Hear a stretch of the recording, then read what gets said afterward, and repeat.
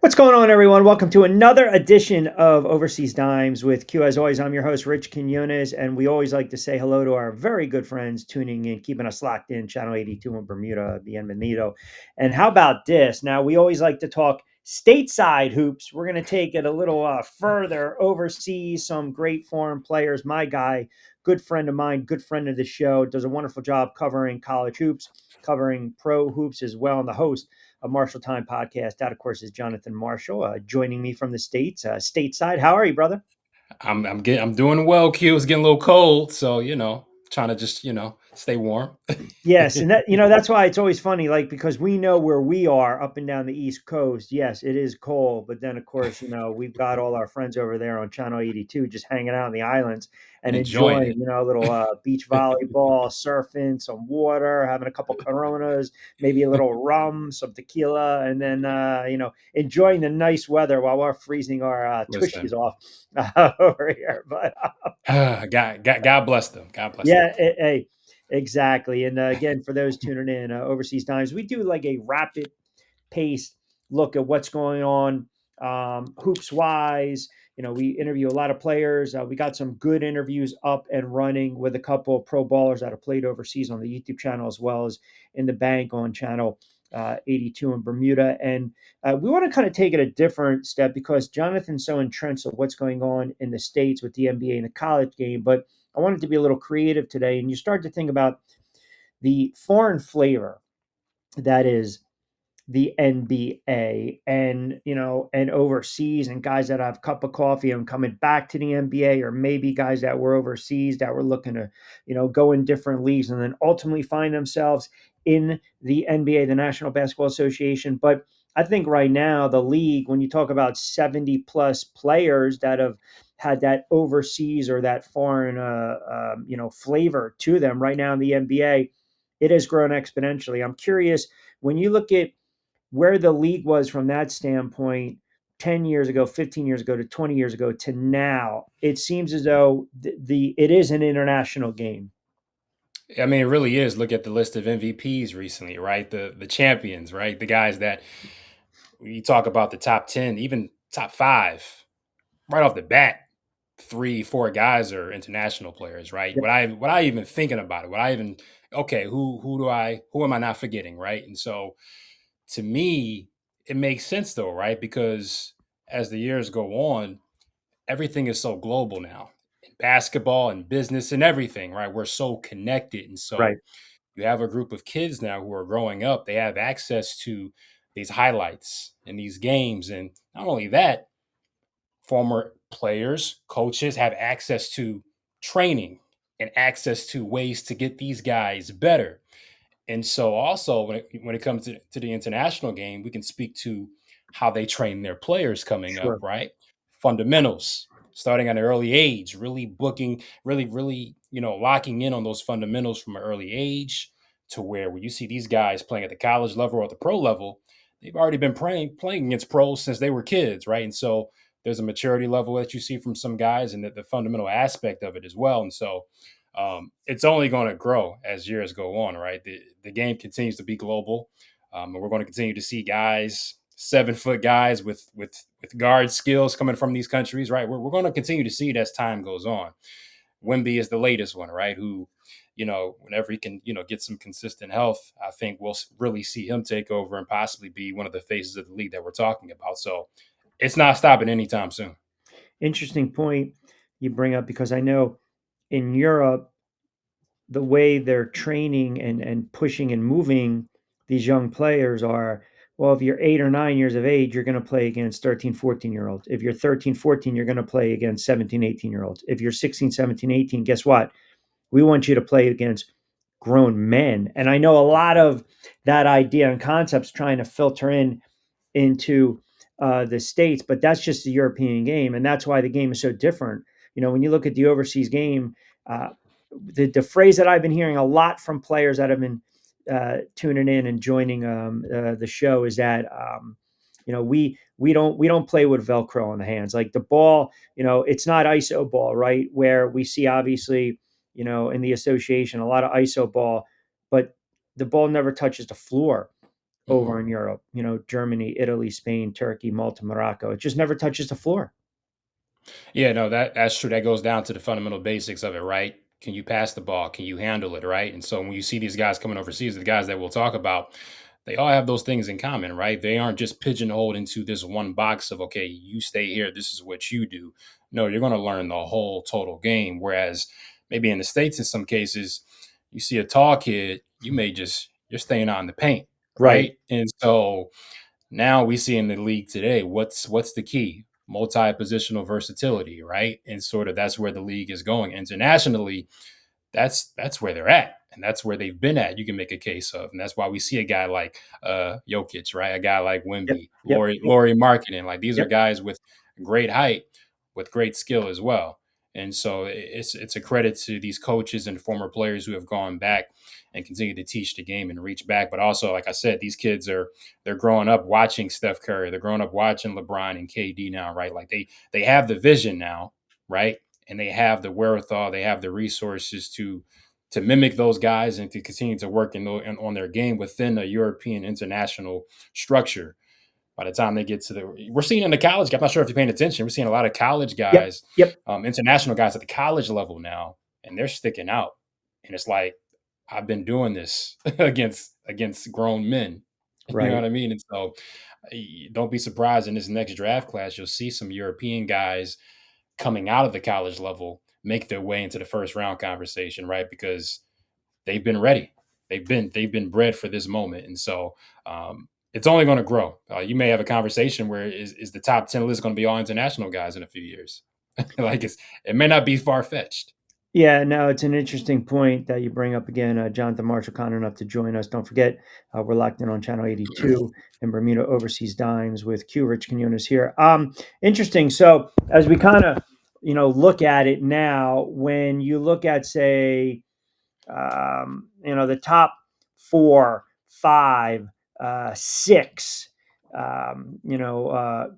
great foreign players. I mean, kind of obviously, you mentioned Wembley, and then obviously you look at the Luca and Joker and Giannis. I mean, those are the guys that kind of roll off the tip of your tongue to start things off, right? I mean, you roll. I mean, you look at the top 10 scorers in the league. You got Luka Doncic, SGA. He's from Canada, so technically international That's player. right. Giannis Antetokounmpo, Jokic, and Laurie Markkinen. So those are what, one, two, three, four. Those are five guys, top 10 NBA scoring right off the bat. Not to mention, if Joel Embiid is healthy, he would be in that conversation as well. Sengun in Houston. He's Yeah. another talented young guy, a skilled big man. And so right off the bat, you're looking at it like, wow, that top five list. I mean, four automatically: Luka, Jokic, Giannis, SGA. And you can't. Where's your argument? They've the MVPs, the championships, and they're still just hit. They're in their prime, and they have such a long way to go. Not even, not to mention the Wimbies, the Laurie Markkinens, who is quietly having a great year in Utah. Just put up numbers. I'm not sure why a playoff team hasn't decided to try to snag him away from Utah. That's another conversation. But yeah, there are other guys around the league who may not have the headline level names, but they're putting in work.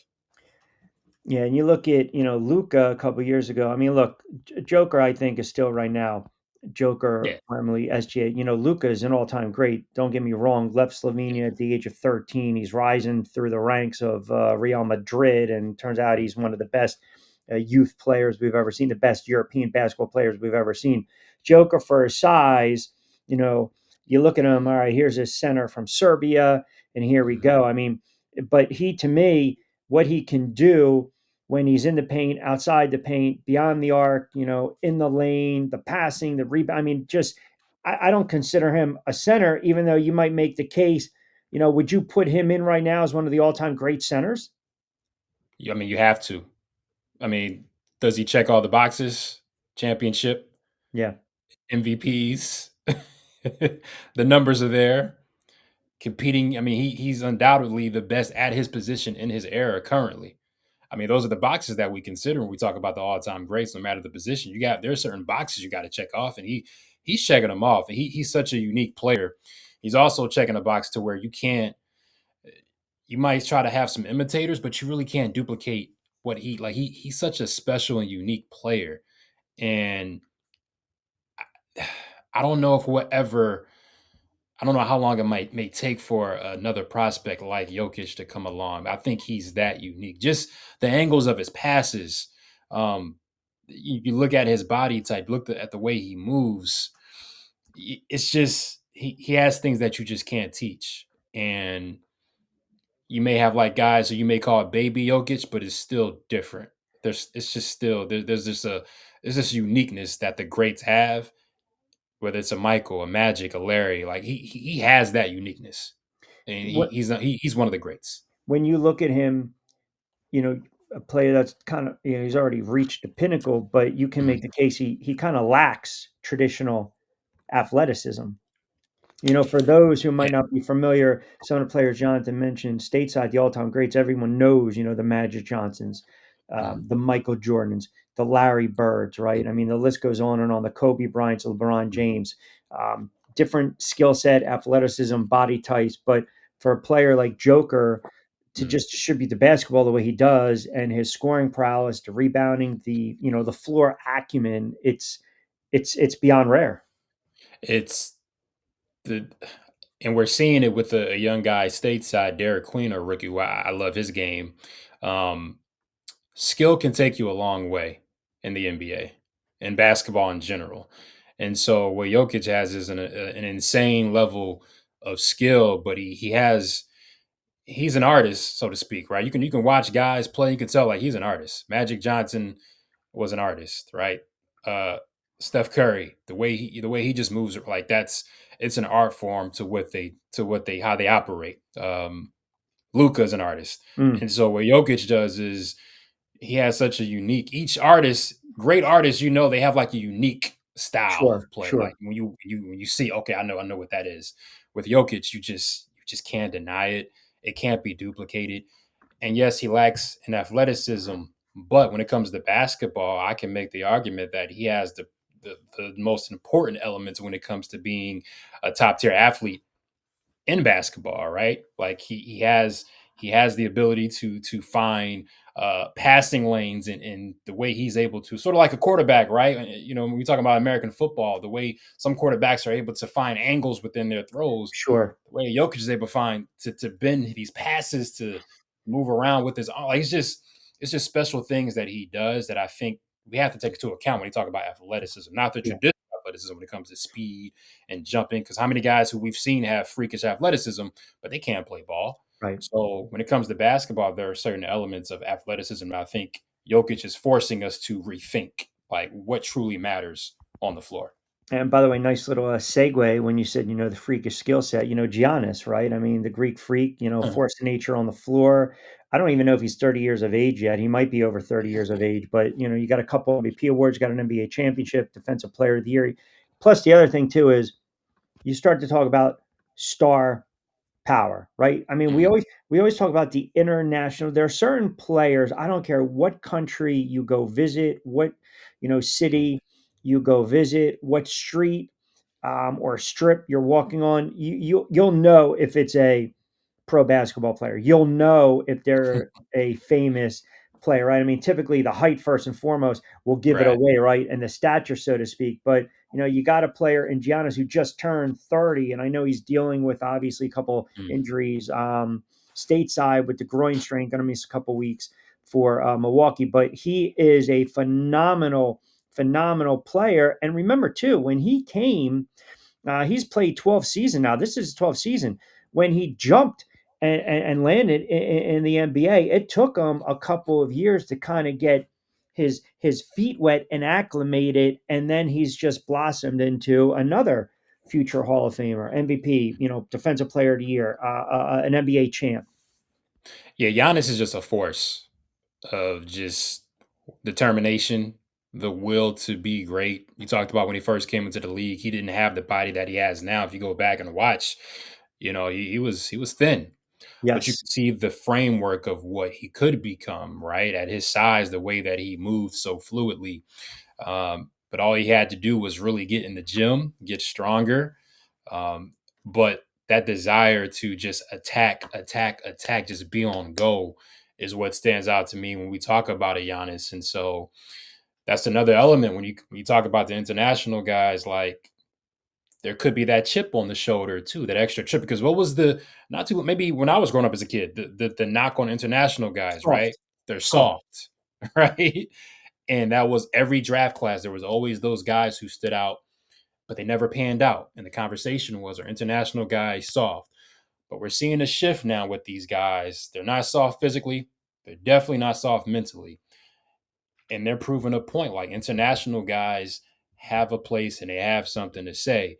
And so Giannis to me is leading that way because the way he attacks when he's out there, I can't. I mean, I think about Shaq, the way he would just attack the rim. That's how Giannis is today. Every time he's attacking, you don't question. He's trying to dunk it. He's Mm, going hard. yeah. Nobody. I mean, who's comparable today when you talk about that type of attack mentality? You have to think long and hard about that. Yeah, and then, and when you mention Shaq, which is a crazy comp, and then you think of Will Chamberlain because they dominated the paint. I mean, hell, you had to move the line out, right?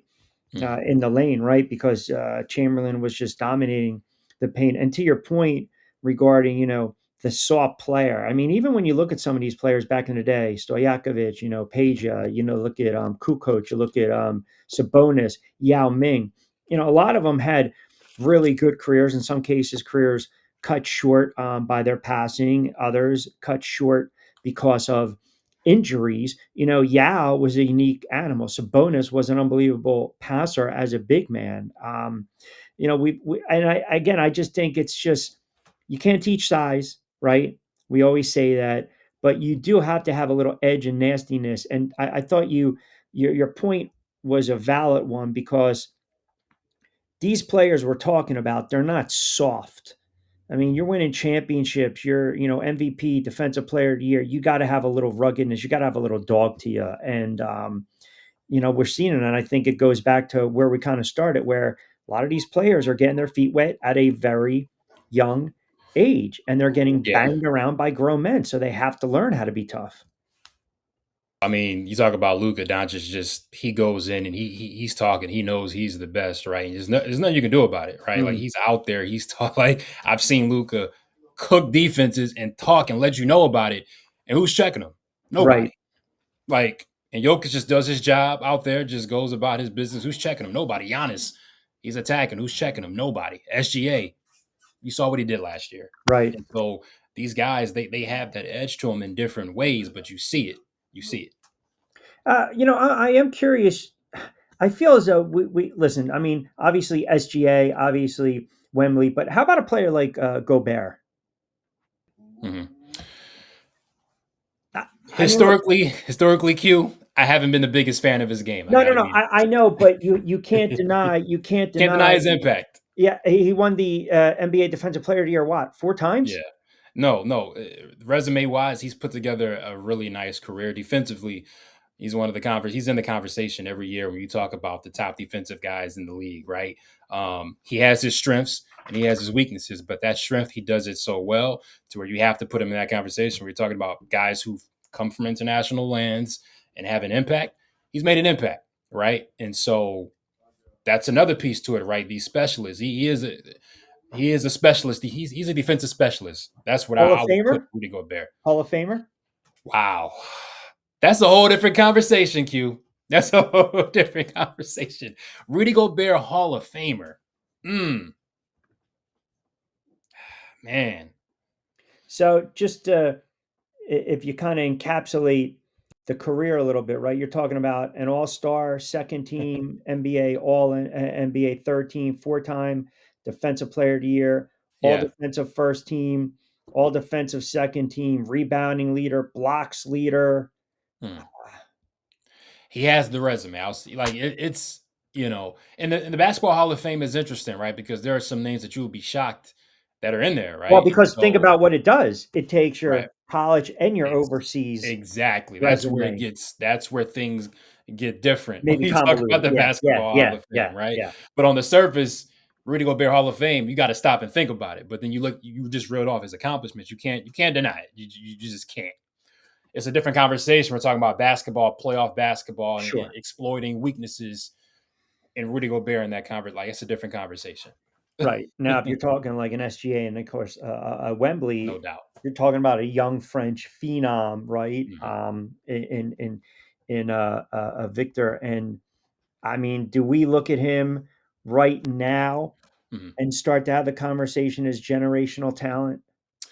Yeah, I mean, what we've seen, and I just the term generational has been overused so much, right?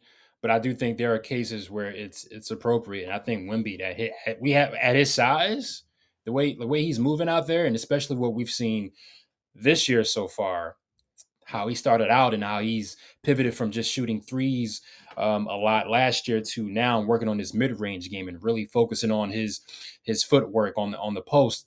Like he's putting together if he stays healthy, right? That's the key. That's the Correct. only thing for me that can stop Wimby right now. And he's had a couple things he's had to deal with, right? But if he can stay healthy, I don't see why not. He can't win multiple MVPs and multiple championships. He has the talent and the size, the blend of it that is so special. And he talks about that uniqueness. That's unique, and we're not going to find that tomorrow. At just 21 years of age, right? And a couple is already 3 seasons in the NBA. He's averaging 21, 24, 26. I mean, that's another thing because the game is so wide open. Um, these younger players, they can, score they're young, but they can put up 24, 25, 26 points a game. And then lastly, you got your guy SGA. I know you're all over OKC last year on my show stateside on your podcast.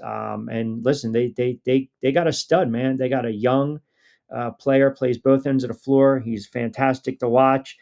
They are the defending NBA champs. And look, I know that when we talk about the season, we kind of creep through the holidays and we're like, all right, here we go, here we go, here we go. Well, they're off to an unbelievable start at 17-1. It's they got a squad, man, and they got a great player. SGA, he's just smooth out there, right? He gets to his spots, he knows what he wants to do, and when I watch him, it's like there's nothing a defense can do to stop him. He's one of those guys you can't rush him. He's going to do whatever he wants to do. I'm going to get to this spot. You may know what I'm going to do, but try to stop it. You just can't. And so I love the way he's able to, perform, and he gave the Thunder a championship. You talk about Kevin Durant and Russell Westbrook, James Harden; those are the names who have played for that franchise. He did it for the Thunder, the Oklahoma City Thunder, and they could do it again this year. Just think about that. Do you have another player or two as we start to wrap it up? Overseas foreign players that you're kind of keeping an eye out for in the NBA. Laurie Markkinen, as I mentioned, I've been a fan of his game for a few years now. Denny Avdia in Portland, he's really stepped it up. He's having a really great year for the Trailblazers. Sengun in Houston. But Markkinen and Avdia, Denny Avdia, those are the two guys I would say people should pay attention to when it comes to international players. They won't grab the headlines, but these are two, once again, oversized wings, forward guys with skill, can do it all. Really I, talented guys. I'm a little surprised you didn't mention our guy with the Orlando Magic. Ah, yes, Franz Wagner. Franz Wagner. Of course. I mean, to me, he's a I don't see him. He's a very talented player, but Oh, you're saying? Oh, you're going for? I was going to actually go Banchero. oh, Banchero. Well, so I see Banchero as a Duke guy, so I just Yeah, yeah, yeah, easily you you just can yeah, yeah, easily yeah. forget Well, we that, got we're killing right? two birds with one stone right there with the Orlando Exactly, Magic. exactly, exactly. But Banchero is another good pull, but I see him coming from Duke. I'm like, oh, I don't even think about him in Right, that way, right, exactly, right. Um, but Denny Avdia and Laurie Markkinen, those are guys I'm a fan of their games. So if you're able to just catch Portland and Utah games, and you'll see what I mean. By the way, I thought maybe it's because of newly minted fatherhood, right? And then maybe the lack of sleep, you hear the little cooing in the background. We Baby's hearing some basketball talk. Well, I His mean, interest is listen, peaked I mean, that's in the blood. you got to start them off very, very, very young. Where do you believe within say 10 years the NBA will be like 85% foreign players? Wow, Is that too high? I got to think about that one. I got to think about that one, Q. That's interesting. Would it shock me? It wouldn't shock me. I'll say that it wouldn't shock me. Yeah, But Yeah, that's a long ways from now, and a lot can change. But basketball has such a strong hold out here in the states, so it's It just, does. man, that's There's tough. you But yeah, the way the league is now, and the way these top guys in the league are international, you can see teams try to favor the international guys when it comes to draft talk. And the way these guys are entering the college level now, I think correct, that's going to change the game. correct. I think that will be the motivation to that number. Yeah. The other thing too is, and it's a it's a conversation for another day, but a lot of the leagues in the U.S., even the feeder system, the semi-pro, the Mhm. smaller scale leagues, sometimes they go up against each other. When you're going overseas and you sign that 3-month contract, if you play well, you can latch Yeah. on to another team or another Mhm. league that's about to begin their season. So now you're overseas instead of 3 months, you're overseas 6 months. Instead of 6 months, you're overseas for 9 months or potentially for a year. I think sometimes some of the leagues in the States, some of the smaller tier under the G League, they pretty much run their leagues the same time. Now, that could be good and bad with some players coming back overseas, but if they're staying in the States and want to be close to home, that's tough because you have to make the most of your shot if you're going to be in this league or that league or that league because they're going from March, April, May, June, from September, October, November. A lot of times they don't want to compete even though they're smaller with the NFL, with Major League Baseball, with the NBA. So that's something to consider where it's a little different in overseas, where it's that and football, the American, not, our football, but soccer. It's the two gravitas. So that's going to be kind of interesting to watch going forward. So I know you'll be dropping more podcasts after January. The Marshall Time Yeah. podcast that'll be on SR 1029 FM, the game. But everyone can also follow you on X as well, social media. For sure. Look, I'm a hoop head, as Q said, high school level, college level, pro level. I'm into it. So please follow. And like I said, like Q said, January we're going to start pushing out content. So looking forward to that. And then you can catch Jonathan always joining me on Q stateside as well on the YouTube channel. And just as we always like to say, don't forget to follow along the good folks over at Channel 82 in Bermuda. Keep them locked in. Follow them on all social media platforms. I know that we've got the NBA in full gear. We got college. We got a lot of these leagues right now. Some of these even middle, higher, lower leagues, whether it's SEPA Pack, whether it's the Portugal leagues or in Spain or Warriors Thailand starting in January, February.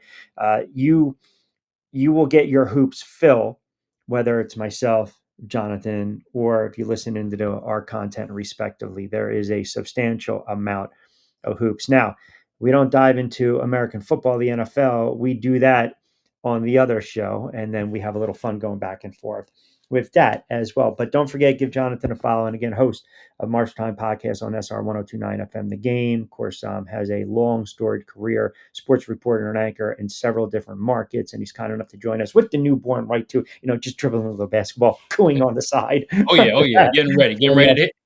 Yeah, Getting as ready to check always. All in. right. Well, listen, brothers, we like to say I greatly appreciate you jumping on board for a couple of moments, running the floor with us on this Of edition of course, Overseas Times. And I know we're going to do it again. of course. Thanks, Q.